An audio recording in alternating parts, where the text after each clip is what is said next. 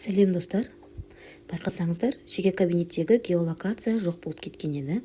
Көбісі менен сұрап жатыр, адресті енді қайда тіркейміз, не істейміз деп, не істеу керек екенін қазір сіздерге көрсететін боламын. Ол үшін алдымен каналға тіркеліп, лайк басып кет. Алдымен Pinduoduo'ға кіреміз де, мой профиль бөліміне өтеміз. Мына жерде бұрын геолокациямыз тұрушы еді. Қазір орындары ауысып кеткен, жоқ болып кетті. Ол қайда? Ол жоғары жақта телефон номеріңіз тұр. Осының астында кішкентай болып біздің геолокациямыз тұр. Осының үстінен басып кіру арқылы астындағы жазуды басып өзіңіздің адресіңізді тіркей берсеңіз болады.